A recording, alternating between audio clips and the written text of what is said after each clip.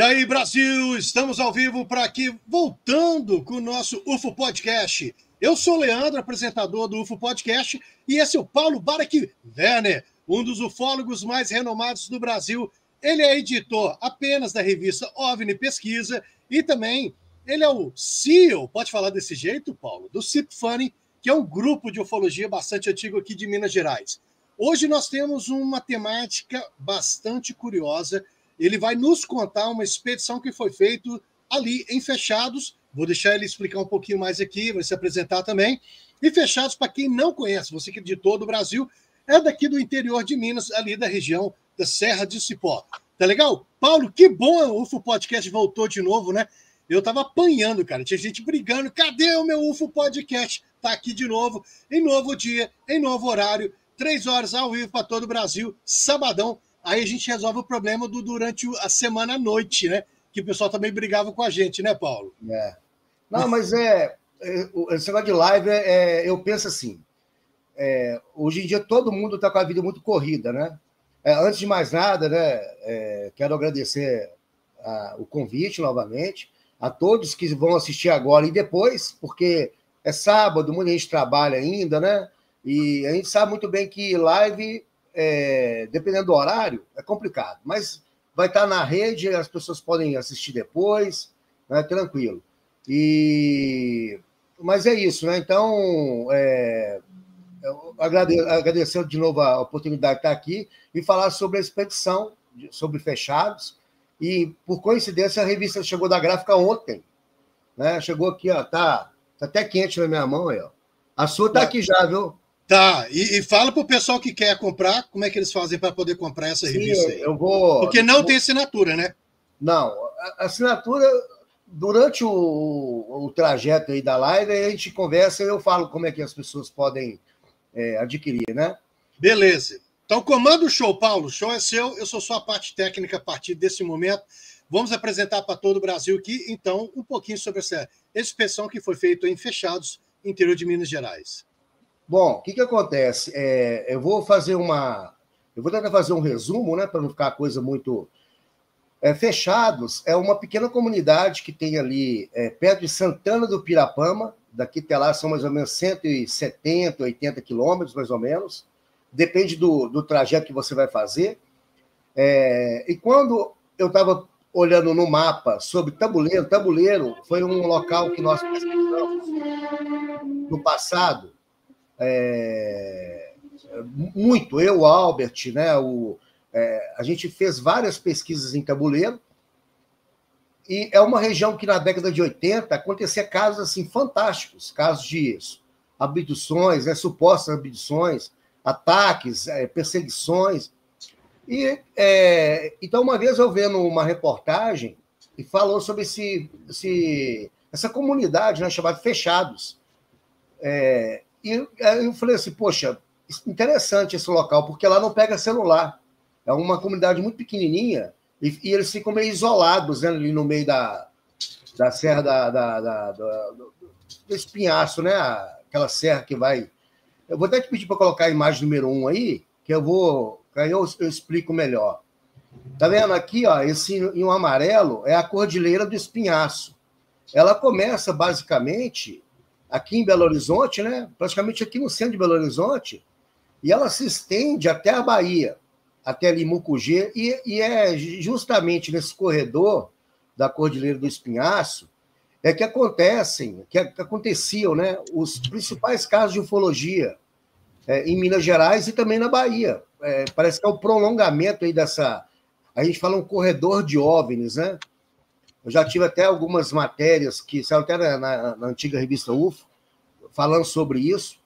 A minha palestra no Congresso Internacional lá de Foz do Iguaçu também foi sobre essa região, né? Então, eu pesquisando no mapa, eu vi que Fechados, ele se localiza em linha reta apenas 45 quilômetros de Tabuleiro. O que separa os dois distritos, né, é justamente a cadeia montanhosa. Ela está ali no meio, Fechados está de um lado e Tabuleiro está do outro. Então, eu conversando com o Albert, eu falei assim, Albert, olha para você ver, se Tabuleiro aconteceu tantos casos né? Por que Fechados, que está tão próximo, a gente tem que ir lá para saber, né? É um local que nunca foi pesquisado. Então, aí no dia 21, pode pular para a imagem número 2. Mas então, enquanto eu estou trocando aqui, então você está me dizendo o seguinte, então, a região de Fechados, nem o CIPFANI, nem a revista OVNI, ela fez nenhum tipo de pesquisa. Não, ninguém. Ou seja, é desbravado. Ou seja, o que nós estamos trazendo aqui agora para todo o Brasil aqui, então nós estamos falando que é algo inédito. Material inédito. Aí, no dia 21, o Albert na foto, o Albert, o Cláudio Branquinho e eu, né? Nós fomos até Fechados, com apoio da pousada Águas do Cipó, que nos deu cobertura lá para a gente, né, se hospedar, e a gente ficava o dia inteiro a campo, coletando informações, né? E é uma região muito bonita mesmo, sabe? Que tem... eu falei assim, poxa, tem que ter alguma coisa nesse local. Isso aí não pode ser assim, né? Passar batido. Então, o que tem assim de interessante nessa região, se você vê aí na imagem número... Eu vou pedir para você colocar aí... Próximo, então. Pode colocar a imagem número 3. Aí depois você pode pular para a imagem número 4 e a número 5. São 3 sequências aí, né? Que são 3 fotos sequências? lá são 3 imagens lá da região, né? Tá, nós vamos fazendo rapidinho tirando. Por que chama Fechados, né? Porque a cadeia montanhosa lá, ela cerca o município, né? O município não, lá é uma comunidade. Tem 250 moradores. Só tem uma rua. Pequeniníssimo. A escola tem 35 alunos, né? Aqui tá vendo, você está vendo azul aí, é a igrejinha, a igreja lá da comunidade. Da cidade, né? do vilarejo, né? Do vilarejo, né? E ao fundo você vê um dos paredões, lá ao fundo, né? Aquilo lá é pedra. E aí é a Cachoeira Horizontes, que é uma das cachoeiras que o pessoal, quando hospeda lá na pousada Águas do Cipó, da pousada até essa cachoeira são 2 quilômetros de caminhada. Mas e é muito bonito. Trem, não, bonito. O lugar é espetacular. Mas como a gente foi lá para um outro objetivo, né? Foi para coletar informações, então logo quando a gente chegou, a gente foi na escola, a escola municipal lá, né? A escolinha que tem lá, né? Muito bem montada, e para pegar informações, qual que é o melhor local para a gente pegar informações, foi na escola. Chegou lá, a gente conversou com a professora Iter Sandra, e ela foi nos dando as dicas. Olha, você... Aí, pode deixar essa imagem aí. Pode deixar essa aqui? Pode deixar essa aí. Eu já vou entrar nela já. Então, a Iter Sandra, ela nos passou uma radiografia da comunidade, né? E, através das informações dela, a gente mapeou tudo, anotou e saiu. Nós pesquisamos na sexta, no sábado e no domingo. Foram 3 dias. Então, saindo da escola, nós voltamos para a pousada e entrevistamos a Camila Oliveira Matos, né?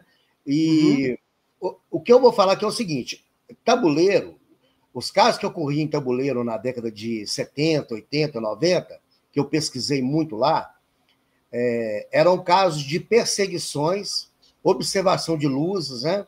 E era um fenômeno muito agressivo. Era um fenômeno que surgia à noite nas estradas rurais, perseguiam, né, os lavradores, as pessoas que moram ali nas comunidades, né?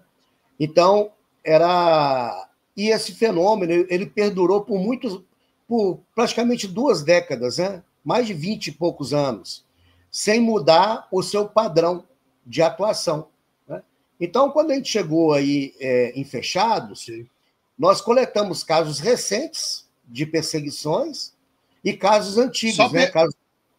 Pois é, então vamos falar o seguinte, antes só para você poder me explicar. Quando você fala recente, você está falando 10 anos atrás ou agora nos últimos 5 anos? Não, casos de 3 meses, 6 meses. Caraca, né? Rapaz! 3 meses? 6 meses. porque muitos casos que nós pesquisamos lá, devido ao volume de informações, não saíram agora nessa edição número 23.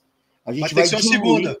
A gente vai diluir depois em outros, né? A gente deixou para colocar nessa edição os casos que nós consideramos mais, assim, mais interessantes, né?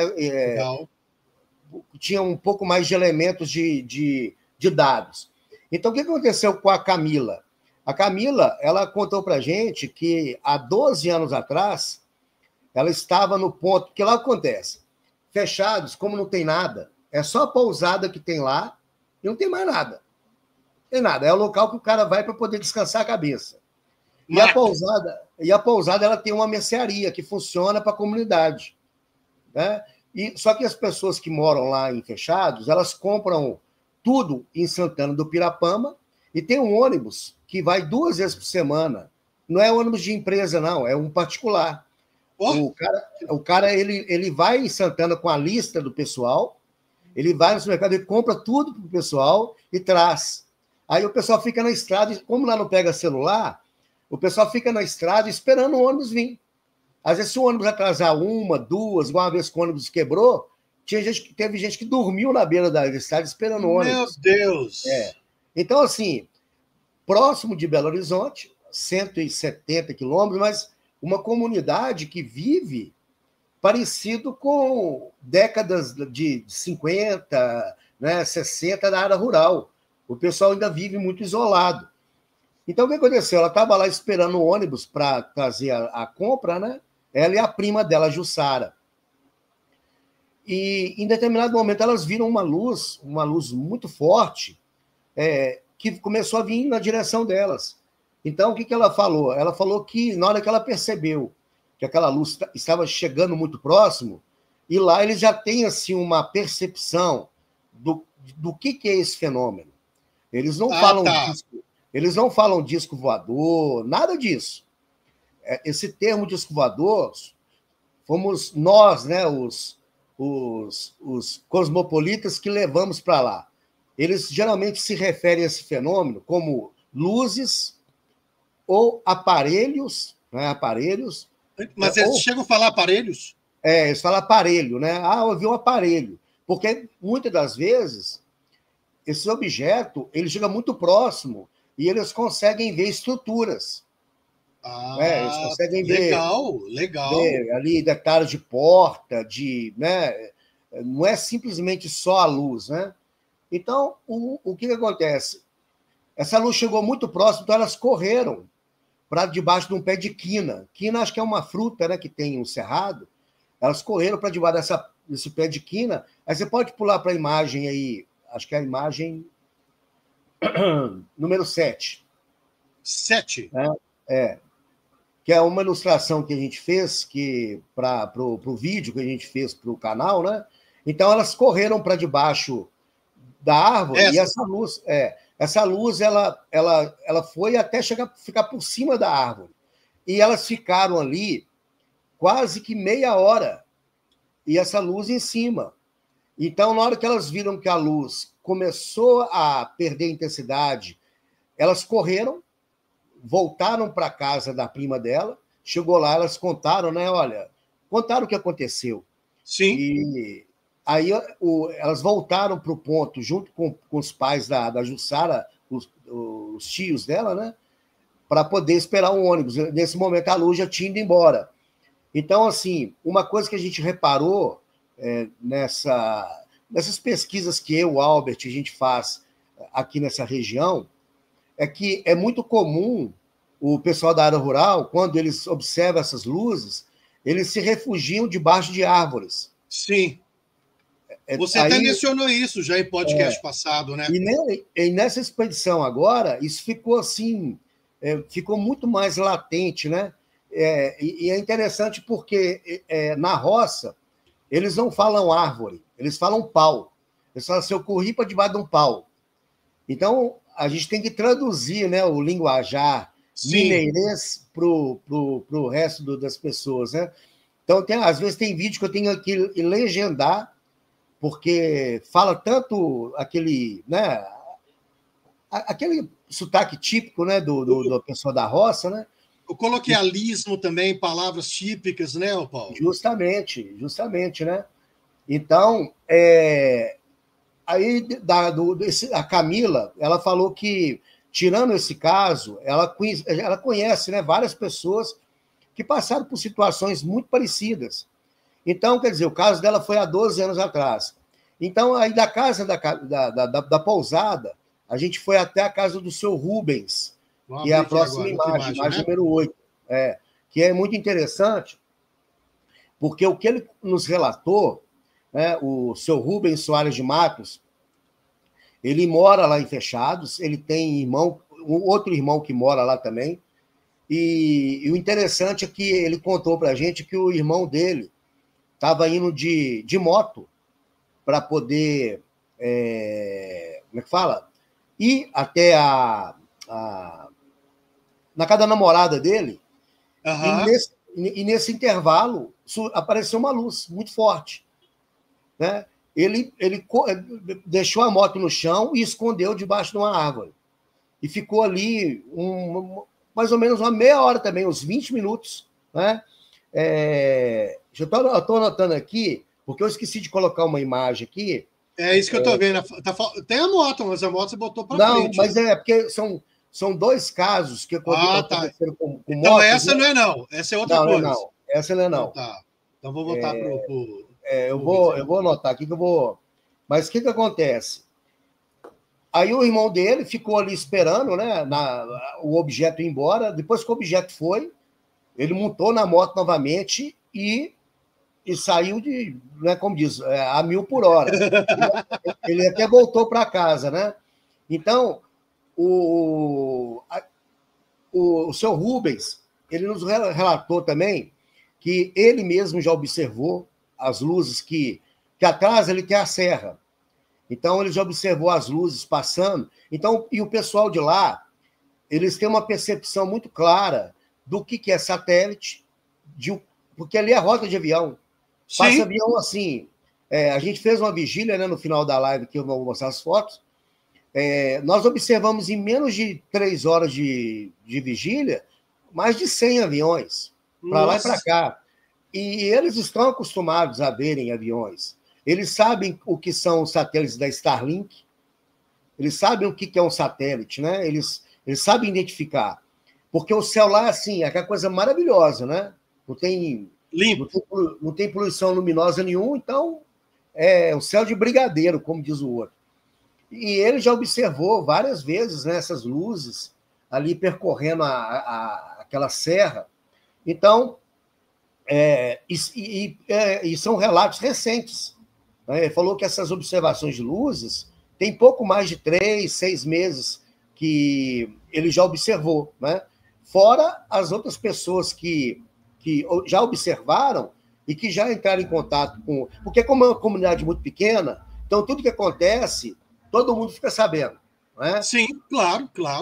Então pode pular aí para a imagem número 9 aí, que é interessante, que a gente chegou na casa do seu Geraldo Wilson, né, e da esposa dele, a Gina Costa, e ele contou para a gente 3 fatos assim, espetaculares. Que eu vou falar um pouco mais para frente, que eu até separei, né? Tá. O Geraldo, atrás ali, você está vendo a casa dele, atrás ali é a serra. Aquela serra ali, atrás ali já é a Cachoeira de Tabuleiro, aquela famosa Cachoeira de Tabuleiro, né? A terceira maior cachoeira do Brasil, de 273 metros de altura. E ali fica o distrito de Tabuleiro, local que a gente pesquisou durante mais de 20 e tantos anos, né?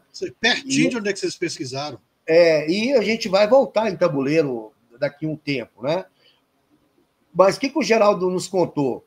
Ele falou que uma vez estava participando de uma cavalgada em Santana do Pirapama, né? Isso tem mais ou menos uns 10, 12 anos atrás também. Engraçado que os casos que a gente coletou, praticamente todos eles batem. Por exemplo, um falava assim, foi há 10 anos, outro, foi há 11, foi há 10. Uhum. Foi tudo assim, mais ou menos próximos, né? E dentro da ufologia, esses casos que ocorreram há 5 anos, 10 anos, nós classificamos como casos recentes, né? Porque Sim. geralmente os casos ufológicos eles são muito antigos, né? Mas o que acontece? Ele falou que estava voltando da cavalgada de Santana do Pirapamba, ele e o amigo dele, o Celcinho, né? Com essa Isso aí, imagem. parece essa imagem. Aí, quando eles estavam de Santana do Pirapamba até Fechados, é uma distância razoável, é uns 40 quilômetros. Só que como eles vêm cortando, me fala? Pelas O caminho, montanhas, né? Isso, vai Caminho, cortando o então, caminho ali.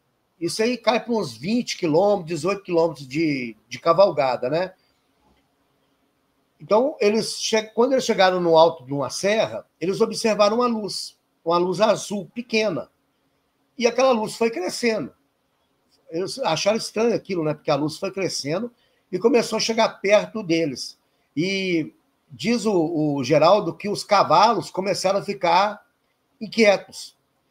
E o que eles fizeram? Eles desceram nos cavalos, né? E entraram para debaixo de uma árvore. De novo. E deixaram os cavalos amarrados ali numa cerca, né?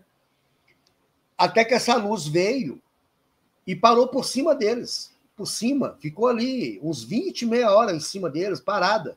E os cavalos ali... Falou que os cavalos ficaram como se estivessem paralisados. Eles não tiveram uma reação de medo, assim, de assustar. Eles ficaram retraídos, olhando para baixo, né? Até que esse objeto, ele falou que era um objeto muito grande, começou a ir na direção contrária até desaparecer. Então, o que é interessante nisso é que essas aproximações, né, nessa região, a gente fica tentando entender o objetivo disso. Né? Por que dessa aproximação? E o mais interessante, né, é que segue um padrão. A luz vem de longe, ela vai aproximando, aí a pessoa geralmente corre para debaixo de uma árvore, né, uma proteção natural. Esse objeto para por cima e fica ali mais de 10, 15 minutos. Só observando. Fica ali. Então, aí até nós estávamos conversando dentro do carro, eu, o Albert e o Cláudio, né?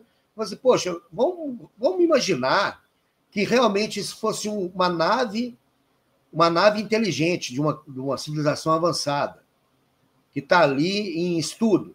Vamos fazer essa hipótese, né? Inclusive, ali na ilustração tem uma nave, porque eles relatam que não é só a luz. Quando a luz chega próximo, eles percebem que realmente aquilo ali tem uma estrutura. Só que como a luz é muito forte, é como se você... É uma coisa muito simples. Já viu quando você está na estrada rural e vem um carro com farol muito forte? Sim. Você não consegue ver o formato do carro. Você vê só as luzes. Só quando o carro apaga as luzes que você consegue identificar ali o formato do carro. Até então você só vê as luzes. E mal ali um pedacinho ali da frente do carro, do para-choque, né? Sim, sim.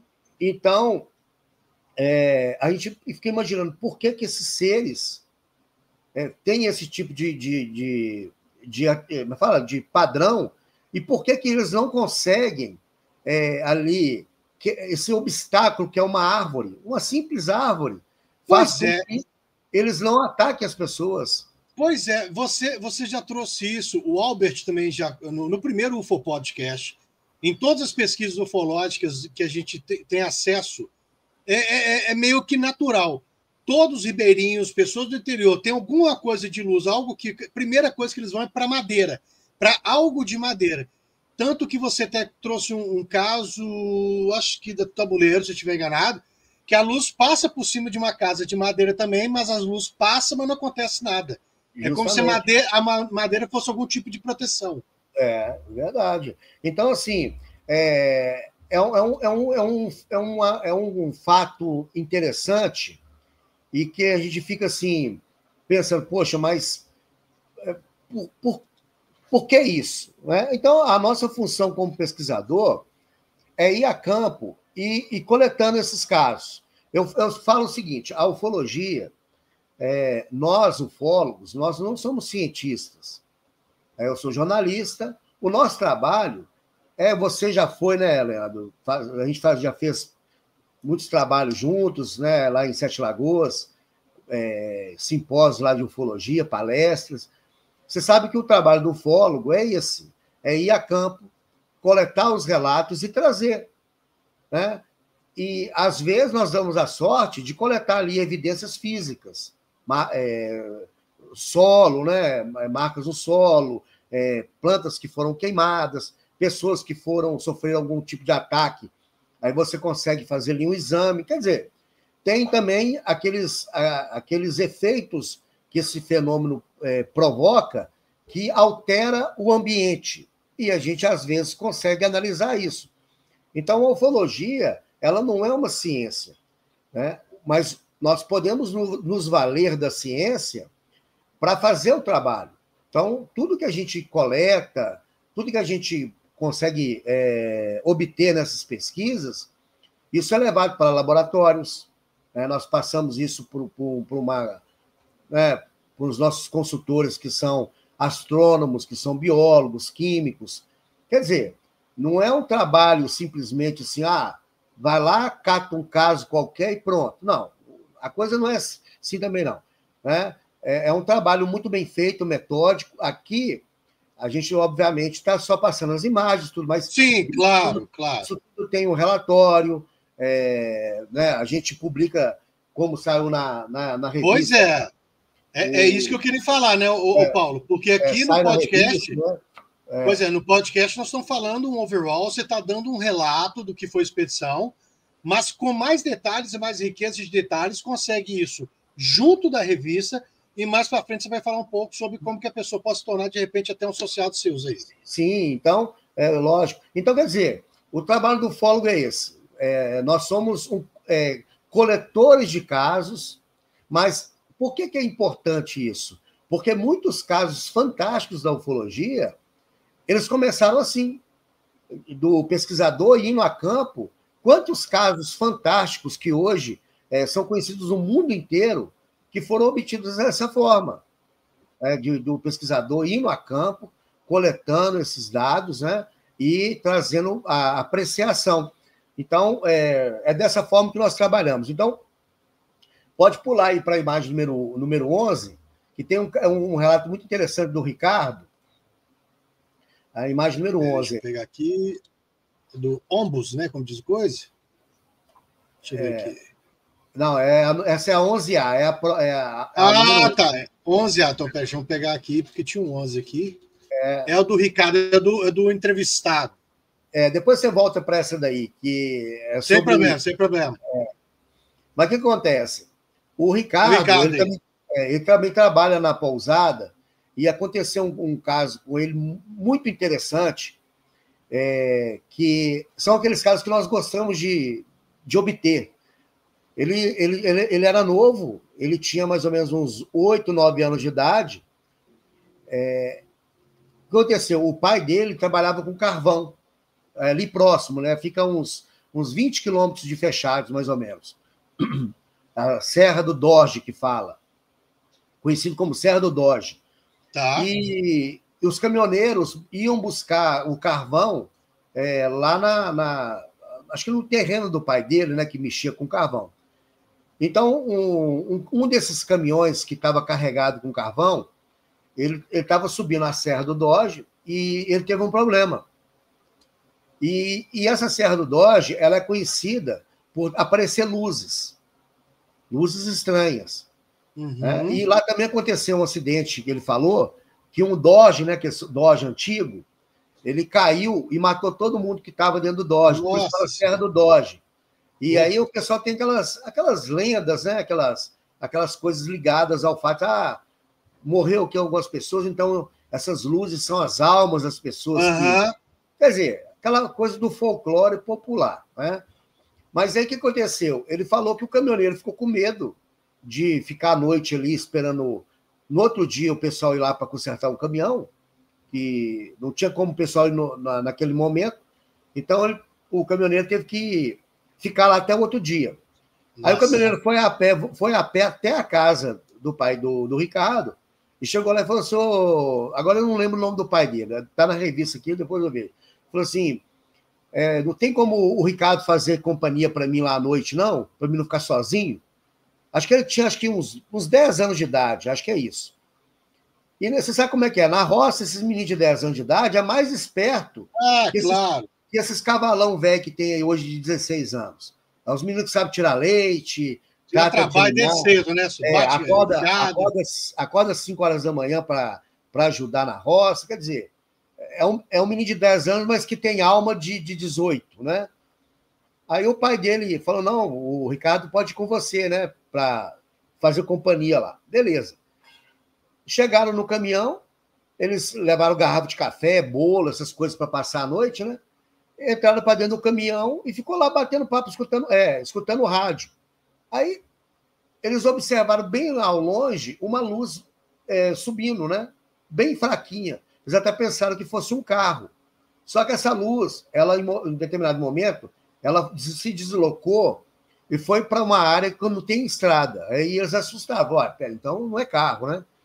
Então essa luz foi chegando perto, até que ela parou a praticamente 5 metros do para-brisa do caminhão. Meu Deus, 5 metros. E aí ele falou que essa luz ela tinha 3 metros de diâmetro. 3 metros de diâmetro, quer dizer, quase o tamanho de um Fusca, mais ou menos, né?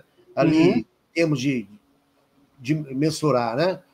Ele falou que poderia ser um pouco maior, mas devido à luz muito intensa, aí o que eles fizeram? Já que esses caminhões, eles têm uma cortininha, né? Que eles fecham. Para poder dormir, né? Fazer a questão do motorista lá, fazer então, a pernoite. Aí, ele falou que eles ficaram com tanto medo que eles correram e fecharam essa cortina. E a cortina, ele falou que era preta, um tecido parecendo um camurça, e era muito grossa. Ele falou que ele fechou a cortina, era como se não tivesse a cortina.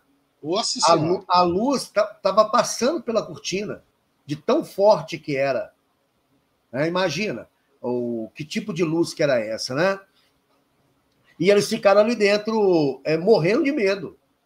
E essa luz ficou ali por mais de 15 minutos. Sempre ali sondando o caminhão. Aí eu perguntei para ele se o rádio, né, sofreu algum tipo de interferência.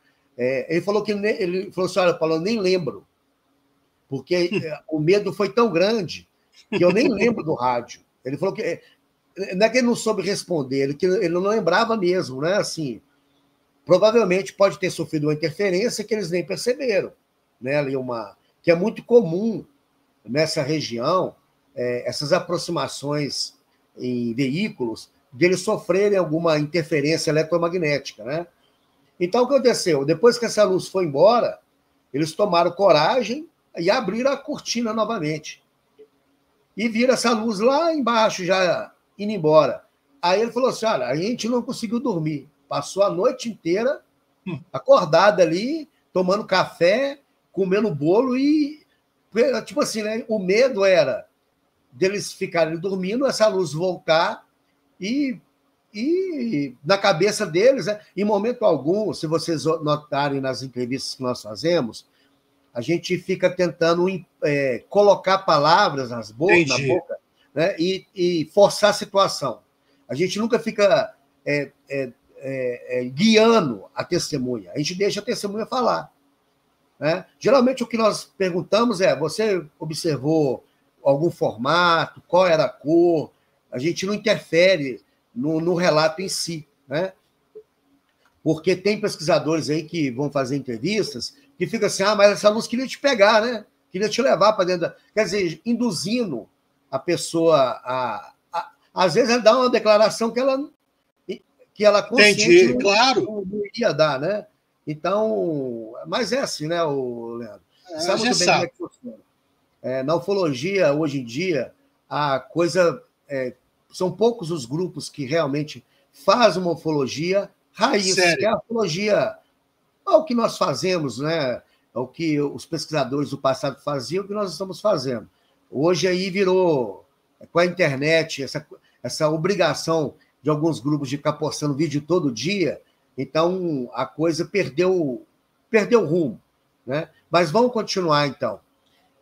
Aí você pode pular para a imagem número 12, que é um caso muito interessante, que é o caso que ilustra a capa da edição, o caso da Intersandra. A Intersandra foi a primeira pessoa que vocês entraram em contato. Ela é a professora da escola. Então, assim, olha para você ver como é que foi. Além dela nos dar todo ali a radiografia da região, aí é o Cláudio Branquinho, que faz parte da revista. Olha para você ver. O Cláudio, ele entrou como associado, pagando a mensalidade, né, todo mês, e agora ele faz parte da nossa equipe de campo. Que legal, que legal. Foi a primeira viagem que ele fez com a gente. Ele mandou fazer essa placa aí, né, pesquisa de campo, para dar de presente quando a gente for a campo, a gente sempre vai dar uma placa dessa para um dos entrevistados. Então, ele fez a placa e deu a placa para ela. Então, aí ela nos recebeu na sua casa, que fica a 3 quilômetros da comunidade. Então, ela vai a pé todo dia, da casa dela para a escola, 3 quilômetros a pé, no estado rural. Ela e o marido dela, o William Lopes, acho que é isso mesmo. Deixa eu só confirmar aqui o nome do marido dela para não passar vergonha, né? Para não passar vergonha. Para não passar vergonha. Eu já coloquei até a capa já, tá? Aquela aí, ó, isso aí. Acho que é isso mesmo. O William Lopes, o nome dele. O que acontece? O caso dela, a gente usou para ilustrar a capa da revista, porque foi um caso fantástico. Ela também estava na estrada esperando um ônibus vindo de Santana do Pirapama. Isso tem mais ou menos também uns 8, 9 anos. Não, minto. Foi em 2004. Tá, 21 anos. Foi em 2004. E ela estava lá na porteira, junto com o cavalo dela. Da casa dela até a porteira que dá acesso à estrada rural é 800 metros. 800 metros. Então, ela foi de cavalo, à noite, até a porteira, né? Chegou lá, ela amarrou o cavalo e sentou debaixo do negócio lá e ficou esperando o ônibus, né? Como não pega celular, não tem como saber. Então, ficou ali, olhando para cima e tal. Aí veio a famosa luz que vem de longe, geralmente azul ou verde. O padrão lá sempre é azul ou verde. Sempre, quase todas, é o mesmo padrão. Ela falou que foi observando aquela luz, na hora que ela viu, a luz começou a vir para cima dela, muito grande. Ela correu para debaixo de uma árvore, que tem lá do lado da porteira uma árvore, parecendo um pé de piqui, parece, né? E não aí é a próxima foto, não, né? Que a próxima foto tem uma porteira, né? Mas pode pular para a porteira, então. Pode? Pode. Aí, você sabe que eu sei que manda aqui, né, Leandro? Eu não mando nada aqui. Não, eu não mando nada. Eu estou mandando nem nada. Aí o que acontece? Ela foi... ela foi... Essa foto ficou com a qualidade ruim porque eu converti ela para CMYK, para revista, e depois eu tive que desconverter. Entendi. Aí acabou... mas eu tenho ela em boa qualidade na máquina, né? Tá mas ótimo. O que acontece? Ali atrás é a serra, né? Lá no fundo é a serra, que é o paredão que fecha ali que fecha, né, a comunidade, por isso fala fechado. Mas o que acontece?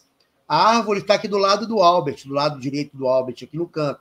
Tá. Só que na hora que essa luz chegou, ela falou que era uma claridade tão grande, mas tão grande, e a árvore é muito miudinha.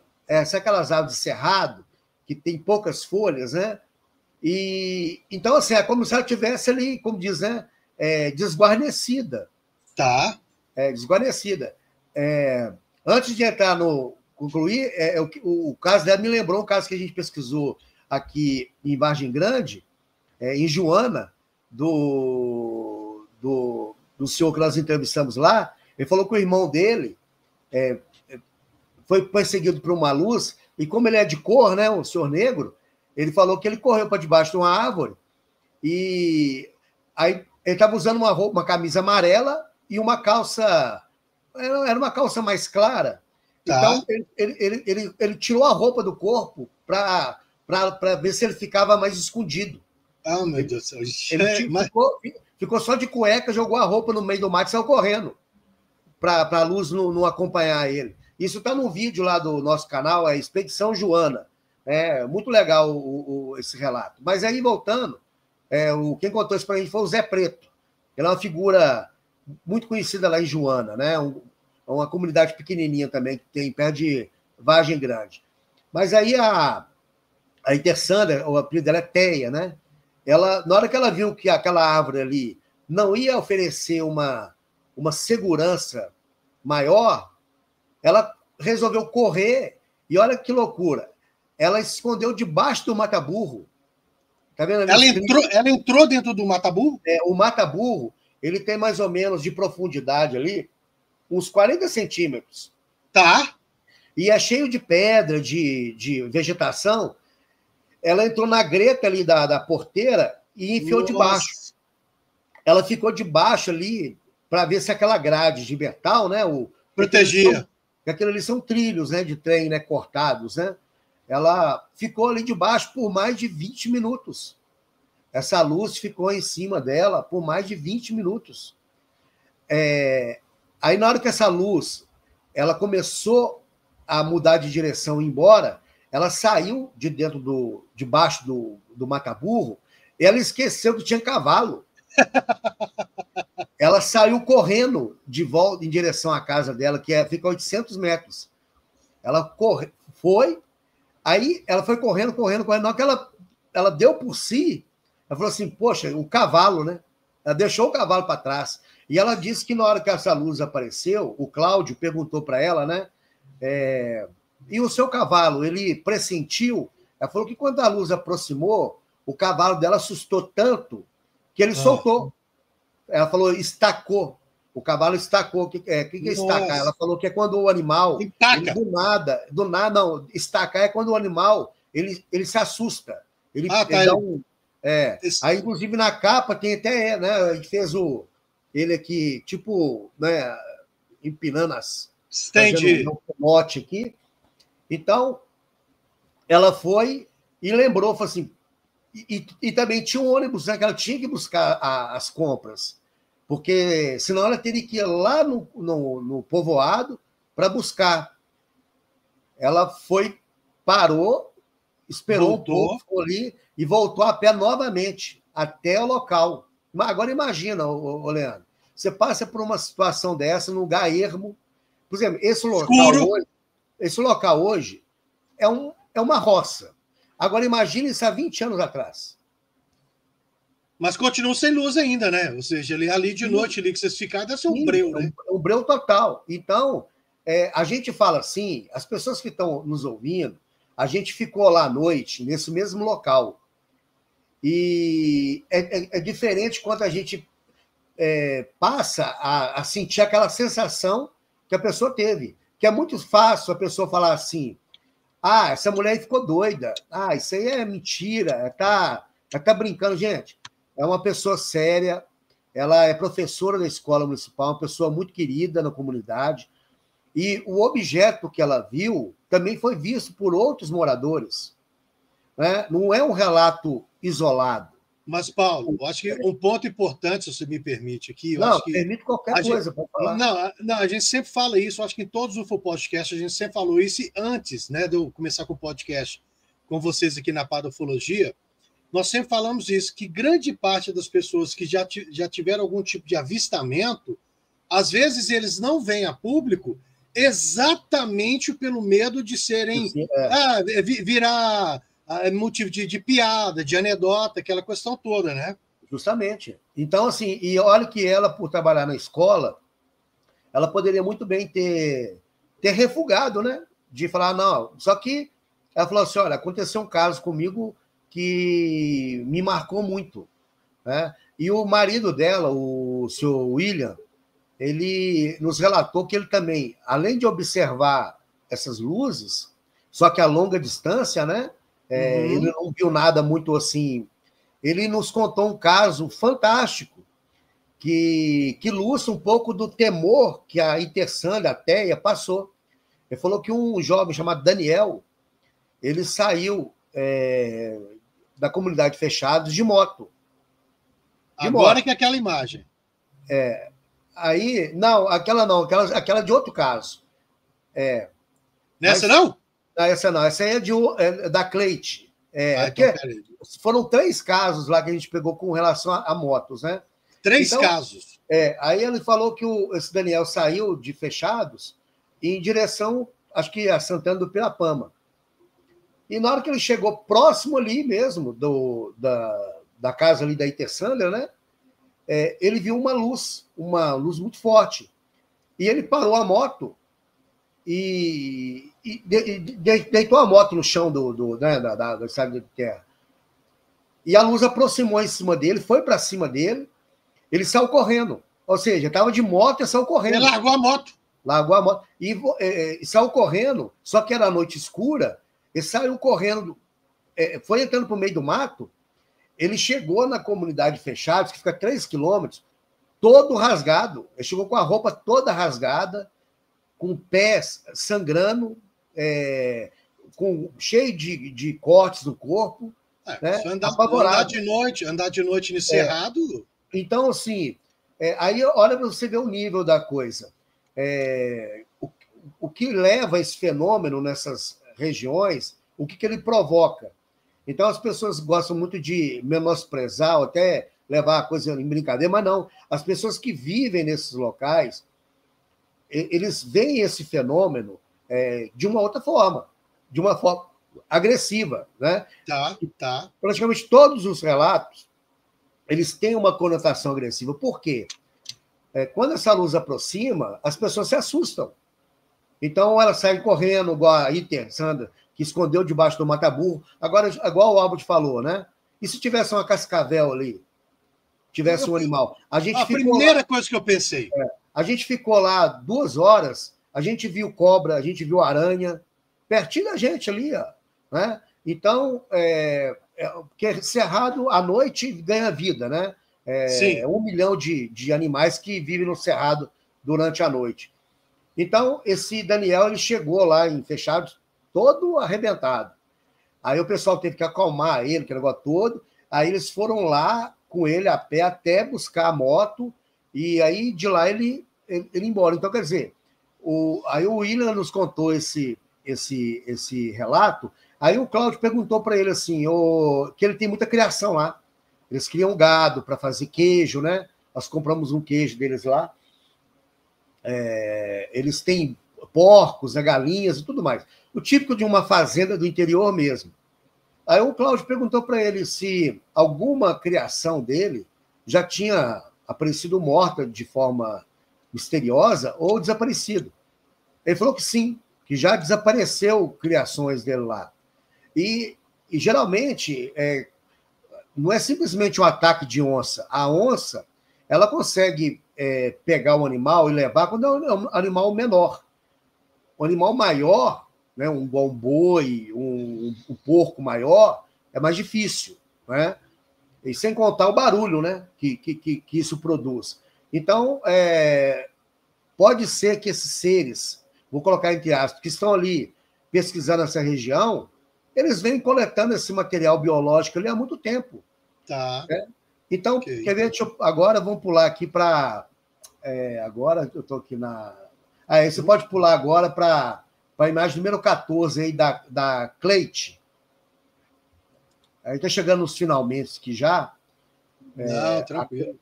A Cleite. A Cleite, essa aí, né?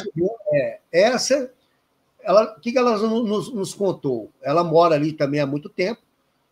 Ela falou que uma vez indo para Curvelo, acho que é para Curvelo mesmo, junto com o filho dela de moto, ela estava na garupa e o filho dela pilotando a moto, eles passaram por um atalho. E, em determinado momento, ela falou que viu uma bola de luz que estava praticamente pousada no solo. Ela estava no solo. Agora essa. Essa aí. Aí essa bola de luz subiu, ela foi subindo, né? E parou a mais ou menos uma distância de 10 metros da moto. E ela falou que essa luz, essa bola de luz, né? Ela tinha várias cores. Azul, amarelo, verde. Ela ia intercalando as cores, né? Então, eu perguntei para ela se poderia ser um fenômeno natural, tipo assim, né? Um fenômeno natural. Ela falou, não, era uma coisa consistente. Essa bola estava no chão, ela subiu e ficou ali, e ela subiu mais um pouco, ficou parada. Então, meu filho parou a moto, né? Ela falou que foi coisa assim de segundos, de 5, 8, 10 segundos. Essa bola subiu, e depois essa bola foi e desapareceu. Aí eles, né, ligaram a moto novamente e seguiram viagem. Ela falou que ficou muito espantada porque foi muito próximo. Foi muito próximo. Então, aí eu, lógico, aí eu falei assim, pô, será que não houve ali um engano de algum fenômeno natural? Não. Você quer é como se a bola fosse sólida. Não era aquela coisa translúcida, né? Então, mostrando o quê? Que nessa região de Fechados, e olha que assim, a gente ficou lá só 3 dias. A gente já mapeou mais uns 8 locais lá, que tem umas comunidades que se ramificam, né? Tá. E nós vamos voltar lá para poder coletar mais informações. Então, seguindo aqui na nossa sequência aqui, você pode pular aí para número 15, a foto número 15 do seu Geraldo. Né? Aqui, gente, lógico que eu estou falando os casos aqui rapidamente, mas na edição 23... Está tudo detalhado. São 10 páginas de artigo. Está tudo detalhado. E também lá no canal da Álvaro em Pesquisa tem lá também os vídeos da expedição. O Geraldo Gomes, olha que interessante, tem 91 anos de idade e ele nos contou de forma assim, a memória dele está melhor do que a nossa. Ele vendia queijo, ele transportava queijo no lombo dos cavalos. Ele chegava a levar 300 quilos de queijo em uma semana. Saía de Fechados e ia até Curvelo, ali carregando queijo nos cavalos. Ele falou que numa dessas viagens, ele voltando junto com o amigo dele, aí você pode pular para a imagem, a próxima, né? Eles viram uma luz vindo da serra, isso quando ele já estava voltando da viagem. Já tinha deixado o queijo e estava voltando. Então, perto do riacho que tem lá, eles viram uma luz muito forte, essa luz veio na direção deles. Então, falou que na hora que ela chegou próximo, o que eles fizeram? Eles pegaram os cavalos e se dirigiram próximo de umas árvores que tinham, né? Quase que instintivamente. Aí falou que essa luz aproximou e depois ela foi recuando. Até, ele falou assim, parece que ela entrou na pedra, como se ela tivesse entrado dentro da serra.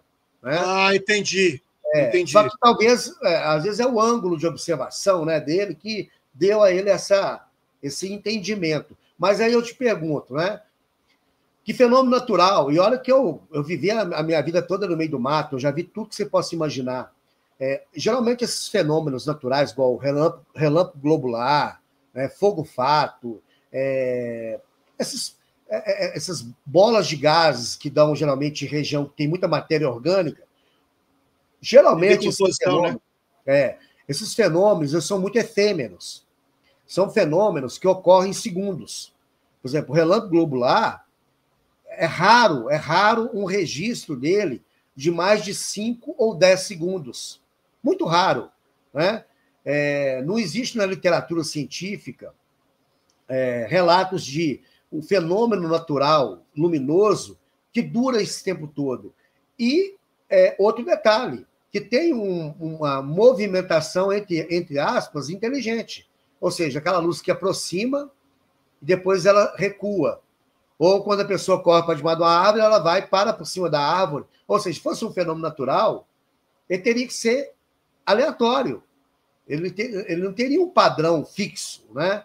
Mas se você vê que essas luzes que ocorrem nessas regiões, elas têm um padrão. Geralmente, parece que elas estão ali observando essas pessoas. Aí eu vi um desses críticos aí, né, falando assim, o pessoal vê Vênus aí na área rural e acha que é disco voador. Só que Vênus não persegue as pessoas na área rural. O Vênus não fica em cima de uma pessoa por 20 minutos em cima de uma árvore. Vênus não faz as pessoas correrem, largarem uma moto na estrada. Vênus não fica a 5 metros do carro. E outra coisa, tipo, esses sacanes da vida, né?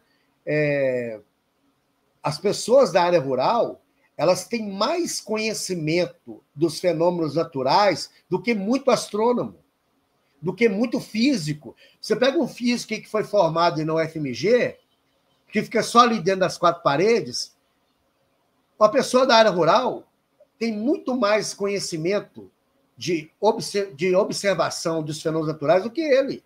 Vivência, né? Evidência. Esse pessoal da área rural, você acha que eles vão olhar para Vênus e falar assim, poxa, é um disco voador? Não. Os caras nasceram na roça.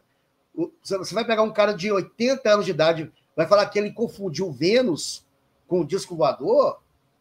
Estou falando de disco voador aqui, o modo de expressão, né? É o modo de colocar aqui para todo mundo. Então, né? É muita pretensão. É lógico que Vênus realmente é um planeta que provoca, quando ele está se pondo, né, ou nascendo, ele realmente engana muita gente. Só que o fenômeno que nós estamos mostrando aqui é um fenômeno que aproxima. Aquela coisa como se fosse um fenômeno inteligente, né? Porque ele tem... É como se estivesse pensando. Justamente. Né? Se fosse, por exemplo, tanto é que os relatos que nós coletamos, quando a pessoa fala assim, eu vi uma luz pequenininha no céu tal, a gente descarta isso, a gente não leva isso em consideração. Agora, casos pontuais como esses, não tem como. Isso aí é um fenômeno que ainda nós não compreendemos. Se é um fenômeno natural, que seja um fenômeno natural, é um fenômeno que ainda não foi compreendido pela ciência. Que fenômeno natural é esse? Então... Paulo, aí... eu vou dizer, não é nem compreendido, nem explicado, porque cabe à ciência explicar. Se você tem um fenômeno natural, que ele desce, vai, para, volta, ele faz curva, ele faz, de repente, um ângulo que é impossível para uma aviação, mas ele perdura mais de 20, 30 minutos? Justamente. Leandro, assim, eu estudei muito, muito mesmo, né? Sobre relâmpagos globulares. Eu tenho no meu livro, né, o Arquivos Desconhecidos, tem uma parte sobre fenômenos naturais, que eu exploro vários fenômenos luminosos, né, que são realmente atípicos. Tem um escritor americano chamado Phil Cornish, acho que é isso mesmo, Philip Cornish, acho que é isso mesmo. Ele tem vários livros que falam sobre esses fenômenos luminosos, né? E é muito interessante. Cada caso é muito, assim, totalmente atípico daquilo que nós estamos acostumados. Tá. Mas são fenômenos naturais. Porém, todos eles têm uma característica, a pequena duração. Eles são efêmeros. Né? Eles não são de longa duração, como esses fenômenos que são observados, esses que a gente classifica como sendo de origem desconhecida. Nós não estamos aqui dizendo que dentro dessa luz tem um ser alienígena. Não, tá. Né? Não. Mas, quando a pessoa fala que ela viu uma estrutura, aí comporta, metal. Aí sim, aí a gente pode conjecturar. Eu posso estar errado, mas, poxa, peraí. Ou essa nave ela é teleguiada, que hoje, né, se nós temos essa tecnologia hoje de mandar uma sonda para Marte totalmente não tripulada, esses seres também podem fazer a mesma coisa. Às vezes, por exemplo, o Albert sempre pergunta, né? Dentro dessa luz que você viu, caberia quantas pessoas? Aí às vezes você talvez uma ou nenhuma. Por quê? Porque talvez é um objeto que ele não é tripulado. Ele é uma sonda de estudo. Ele não precisa ser tripulado, né? Agora, os objetos maiores geralmente nos induzem a isso. Mas vamos passar para a próxima aqui, a imagem número 16, que é interessante. Que é do carro. O que aconteceu? O seu Geraldo Gomes, ele nos contou mais ou menos sobre esse caso e a gente foi atrás. Essa é a Rosa. Ela mora em Sete Lagoas. Sete Lagoas. Minha terrinha. Então, o que aconteceu? De Sete Lagoas até Fechados, é uma viagem de 1 hora, mais ou menos. Né? 1 hora. Ela nos relatou que ela saiu da casa dela, ela, o marido dela e o filho dela de 3 anos, em direção a Fechados. Chegou no meio do caminho, eles pararam na casa da prima dela para fazer uma visita curta lá. Aí ela falou assim com o marido dela, só vamos embora, porque nós temos que pegar a chave da casa com a minha tia, e a gente não pode chegar muito tarde, porque ela dorme cedo. Só que isso era 8 horas da noite, ela falou. Então, eles calcularam que iam chegar aí fechados por volta de 9, 9h30. Saíram da casa da prima dela e pegaram a estrada novamente. Chegou perto de uma porteira que tinha um campo de futebol, ela falou que ela parou, a Rosa parou, para dar mamadeira para o filho dela. Eles pararam o carro, ela foi, deu uma madeira para o menino, né? Esse cara ali um tempo. E ela falou assim, que ela achou estranho, que quando ela estava do lado de fora do carro, ela e o marido dela, ela falou que ela teve uma sensação de alguma coisa. Tanto é que ela não falou nada e nem o marido dela falou nada. Eles ficaram calados, até o menino acabar de tomar uma mamadeira. Ela falou assim, Paulo, só que isso, ela só me contou depois que eu entrevistei e perguntei assim, olha, antes do contato, você percebeu alguma coisa? Ela falou, olha, a gente saiu do carro e notou que tinha alguma coisa estranha. Né? Mas não sabia o quê? Parecia que tinha alguma coisa observando. Beleza, o menino acabou de tomar mamadeira, eles entraram dentro do carro e foram.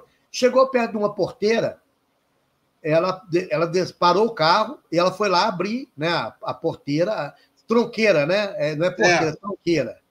A porteira é aquela toda de madeira, a tronqueira é aquela que o pessoal faz com arame. Nossa, eu odeio aquela, bicho. Ela falou que ela parou, na hora que ela foi abrir a tronqueira, ela abriu, veio uma luz muito forte, que eu fiz aí uma arte, né, aí a luz chegou muito próximo do carro. Do veículo, né? E foi uma luz muito forte mesmo, que ela falou que não conseguia nem observar. Então, ela foi e ficou ali vendo aquela luz, né? E o marido dela dentro do carro. Ela falou que ela ficou tão assustada que ela esqueceu até de fechar a tronqueira. Ela largou a tronqueira no chão, entrou para dentro do carro e o marido dela acelerou o carro. Ela falou assim, meu marido nem esperou entrar dentro do carro. Na hora que ela abriu a porta, ela falou que ela estava entrando, o marido dela já puxou o carro. Ela quase caiu no chão. Ela falou assim, calma, eu estou entrando no carro. Ela entrou... Mas o marido viu também. Viu. Aí, na hora que ela entrou dentro do carro, saiu disparado. E ela falou que depois teve que ir lá voltar para fechar a tronqueira depois, né? Mas aí ela chegou na casa da tia dela, que ficava mais ou menos uns 800 metros da tronqueira. Uhum. Na hora que ela chegou na casa da tia dela, estava tudo apagado.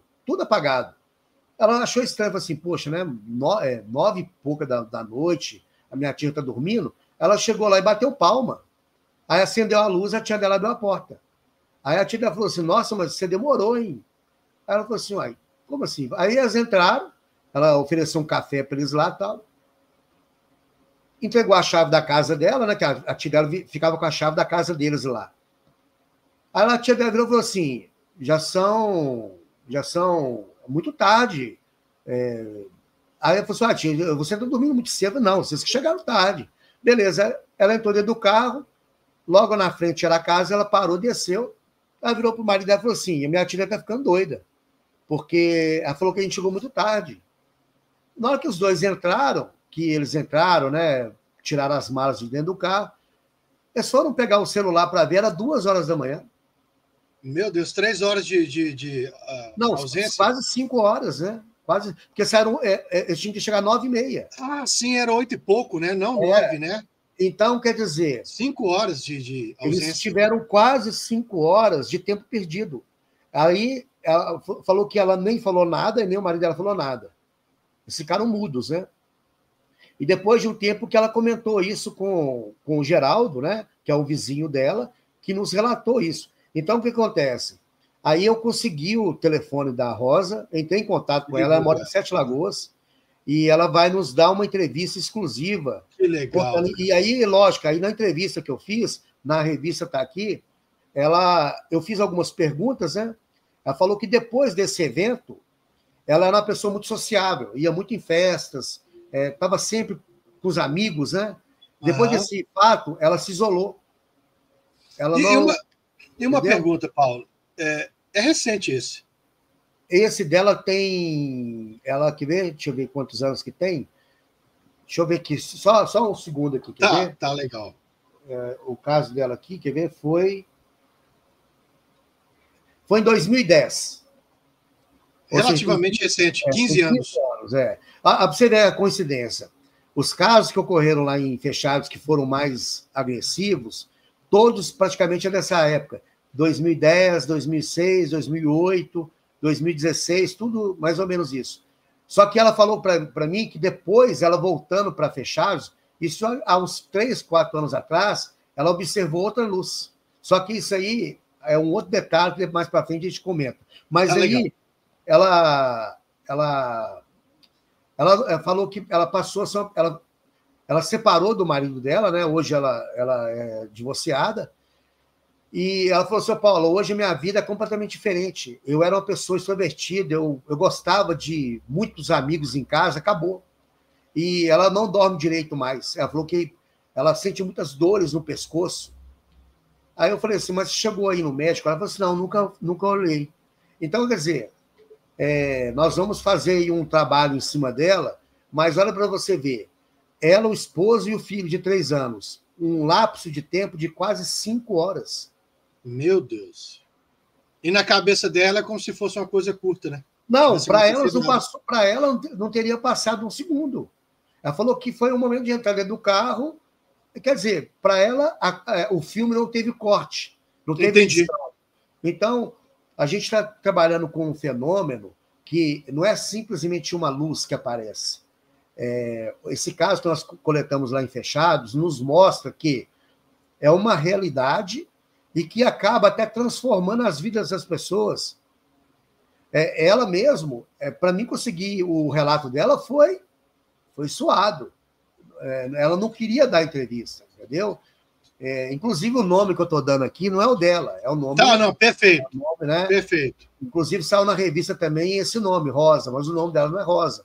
Mas, assim, o interessante é que... Até para preservar a identidade dela. Mas ela é uma pessoa muito considerada, ela já foi gerente lá do estabelecimento lá em Fechados, né? É uma pessoa... não é igual a Intersangue, são pessoas que têm ali na vida, naquela comunidade, e são pessoas de credibilidade. Então, o que a gente pode aí resumir do que a gente pesquisou lá em Fechados? É uma região que nos foi uma grata surpresa. Para mim, nem tanto, porque eu já imaginava algo assim. Só que nos surpreendeu pela quantidade de casos, e tem muito mais. E tem muito mais. Mais para frente, se você quiser, a gente faz a parte 2. Vamos fazer a parte 2. E só para fechar aí, eu até coloquei. Aí você pode. Essa imagem aí é de uma árvore, né? De um lavrador escondendo debaixo da árvore, que, inclusive, na revista saiu, né? Uma página falando assim: para se proteger, corra para debaixo de uma árvore. Aí tem um texto de uma página, eu discorrendo sobre esse assunto. O falecido caso Barroso, que aconteceu na Bahia na década de 70, o famoso caso Barroso, né, que foi abduzido, ele falou para os filhos dele, antes de entrar no processo de regressão mental, porque ele foi regredindo até virar como se fosse uma criança. Ele virou para os filhos e falou assim: meus filhos, se um dia vocês virem uma luz, corram para debaixo de uma árvore. Isso lá na Bahia, em 1979, se não me engano. Em 79. Não, 76. 1976. Então, quer dizer, o que o Barroso falou em 76 lá na Bahia é o que está acontecendo aqui. Né? Então, para você ver que o fenômeno ele tem um padrão. Né? Então, pulando aí agora para finalizar, você pode ir passando aí as 1, 2, 3... Pode ir passando, né? As 4... Aí a gente fez uma vigília, Leandro, próximo do local onde a Intersanda teve esse contato na tronqueira. Aí nós levamos equipamentos, né, que detectam o campo magnético, radiação. Esses equipamentos aí são do Cláudio. Aí a equipe, né, o Cláudio, o Albert e eu. Aí nesse local é a base, né? A gente montou a base, só que a gente fez a vigília na parte de cima, onde a gente via toda a serra. A gente ficou aí até 4 horas da manhã. A gente não viu nada demais. Viu muitos aviões, e satélites, né? Mas vigília é isso, né? Vigília. E aí uma foto, a gente tirou várias fotos com que o Cláudio tem uma filmadora e uma máquina que tira fotos com visão noturna. Essa foto aí a gente estava no breu total, a 100 metros de distância. Então ele fotografou a gente, né? E a gente fez várias fotos assim da serra durante a noite com a.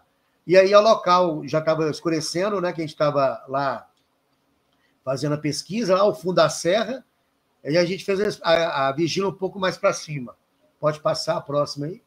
Tem uma aqui agora, eu acho que é uma ilustração aqui. Eu não peguei ela, não, vou colocar agora. Eu não sei se é ilustração. Ah, não, aí tem não, é a foto sua noturna. É isso aí. Aí é o Cláudio, né, com a lanterna, que a gente fez algumas imagens para o pessoal ter noção do breu que era. Breu total. A gente não tinha lua, mas o céu, assim, coalhado de estrelas. Você via a Via Láctea perfeita, né? E é uma região muito bonita, e nós vamos voltar lá para fazer uma vigília lá no alto da serra, né? Então, gente, só para ir finalizando... Aí ou seja, vocês estavam a 3 quilômetros do centro de Fechados, estavam numa base... A próxima vocês querem ir mais para o alto ainda. Nós vamos lá para o alto da serra mesmo, lá no ponto mais alto, né? São mais ou menos umas 3 horas de caminhada para chegar até lá no alto. Então... aí é a capa da edição que chegou ontem da gráfica. Já despachei ontem mais de 80 revistas pelo correio. Fiquei 2 horas e meia no correio ontem, com a matéria de capa, né, Fechados, MG. Tem o caso Trinity, do Leonardo, que é um caso muito interessante, que praticamente é de uma suposta queda de um OVNI antes do caso Roosevelt. Esse caso Trinity, ele ocorreu antes do caso Roosevelt, né? Tem os óvulos cruciformes, um artigo muito interessante, mostrando que não só são discos voadores, mas também em formatos de cruz. Um artigo muito interessante. Tem falando sobre o lançamento do livro Os Invasores 2 e do Manual da Ufologia, que eu lancei um Manual da Ufologia agora recente, com 100 páginas, que é o primeiro manual de ufologia feito no Brasil. Primeiro manual feito no Brasil. Foi um trabalho de mais de 1 ano e meio para montar e está agora disponível para quem quiser, só entrar no site. Tem um artigo do Rodrigo Moura Visoni, no nosso revisor, sobre a Antártida, e tem um artigo que é esclarecedor sobre o caso Varginha, daquele fato de que o NORAD teria derrubado a nave que teria caído lá em Eloy Mendes. Então, um artigo do Sérgio Santana, que é um especialista na área de aviação, ele escreveu um texto que joga por terra completamente essa versão que é dita até hoje por alguns ufólogos de que o NORAD ou o governo americano teria derrubado a nave com o satélite que lançou um raio laser ou mísseis intercontinentais. Então, assim, esse pessoal viaja demais a maionese, eles não entendem nada, eles não sabem nem o que eles estão falando, né? O NORAD é simplesmente um órgão, como é o Sintacta aqui. Eles não têm equipamentos, eles não têm aviões, eles não têm armamentos. É só um sistema de vigilância, né? Só que para esses ufólogos aí que não sabem de nada, o NORAD derrubou a nave e a nave caiu em Eloy Mendes. Como se isso fosse muito simples, né? E tem um artigo muito interessante sobre abduções, né? E está aí a edição número 23, com outros artigos também, que eu só falei o que está na capa, né? Quem quiser adquirir, é só entrar no site da revista. Pode pular a próxima imagem? Essa é importante, hein? Essa é importante. Essa aí nós vamos agora em junho lá para o Pará. Vai ser a última fase da expedição Operação Prato.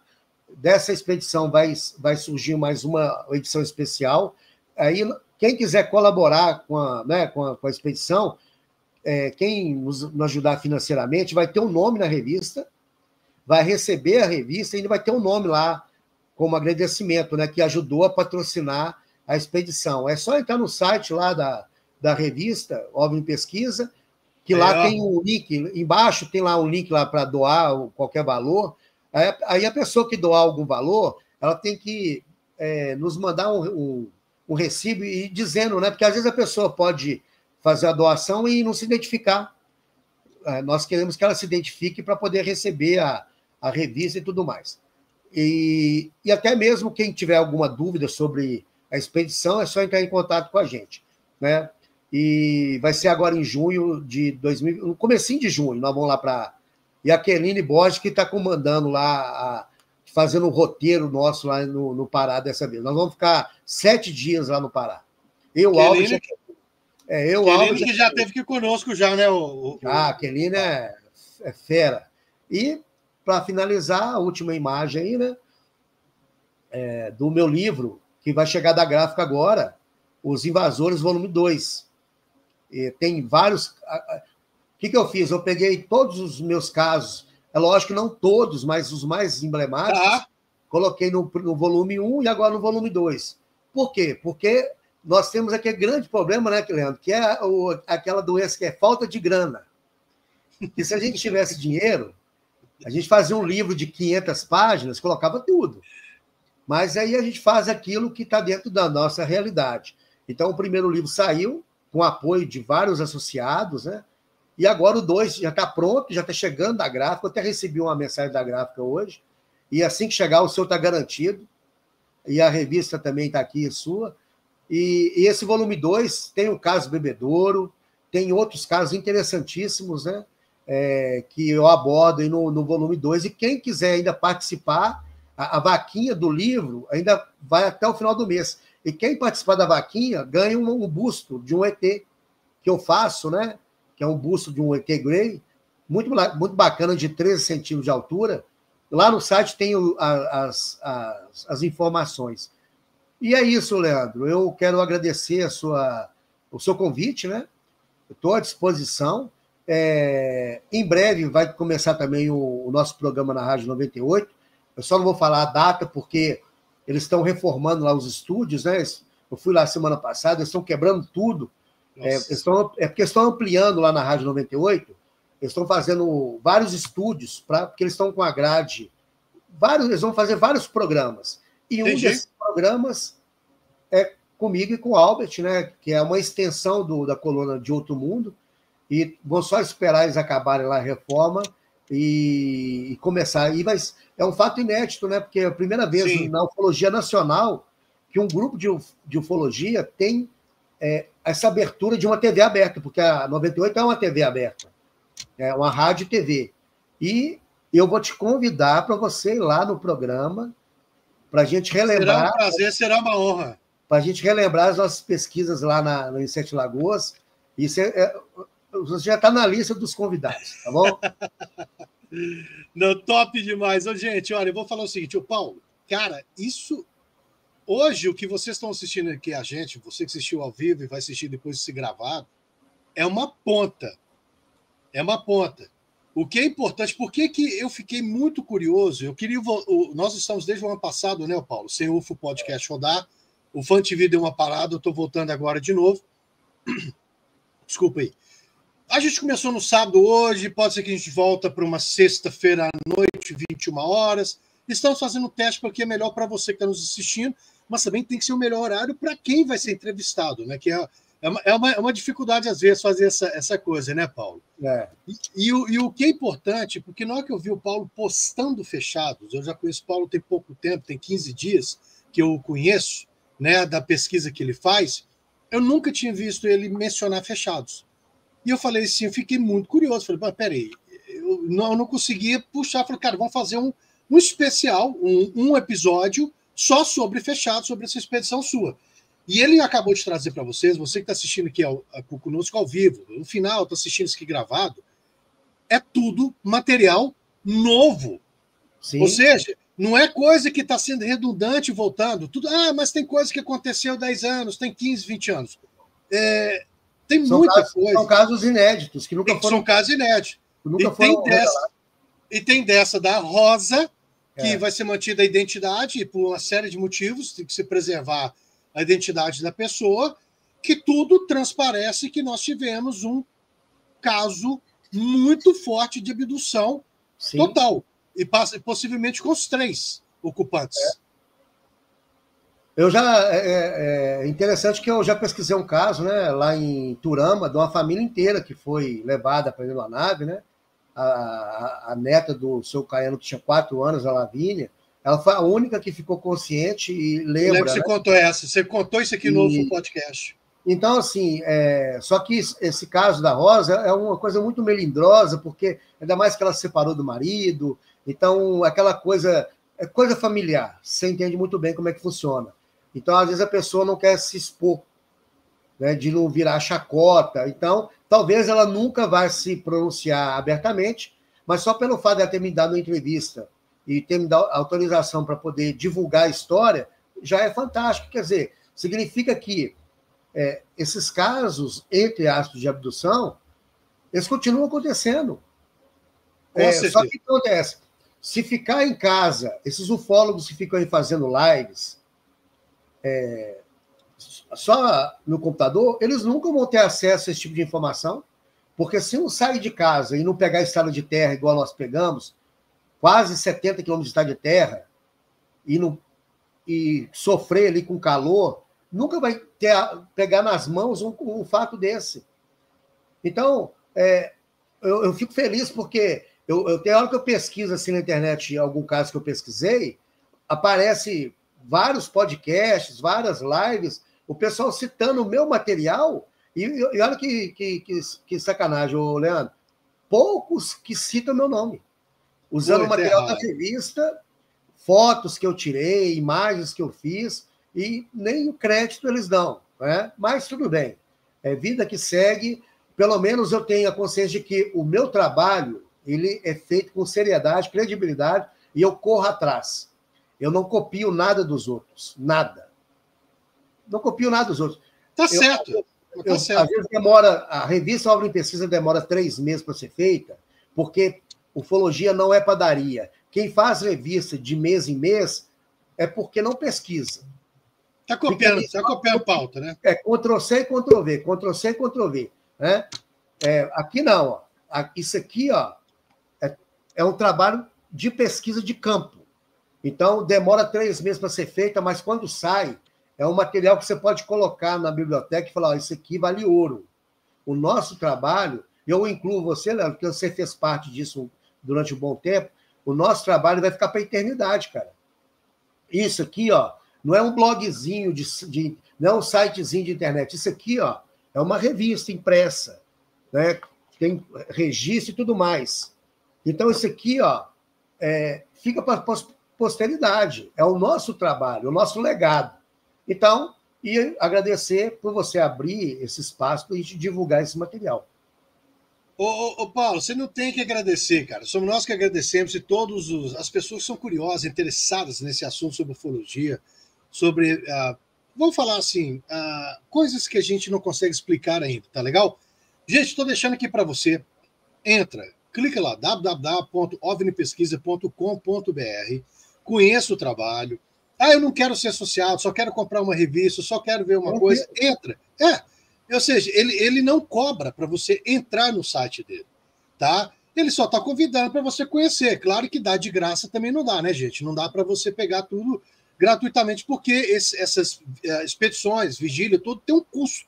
Não sai de graça. Ele tira um tempo da vida dele, profissional e pessoal, para poder realizar isso. E olha, vamos voltar depois, vamos ter um segundo episódio para a gente falar sobre fechados, porque o próprio Paulo já começou no início dizendo tem muita coisa para ele poder apresentar. Ele colocou hoje os casos que ele entende são os casos mais interessantes, mas também tem outros que são interessantes, mas é porque é muita coisa, né, Paulo?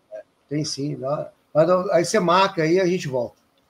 Vamos marcar aqui, ó. Você que ficou conosco até agora ao vivo, um grande abraço, obrigado.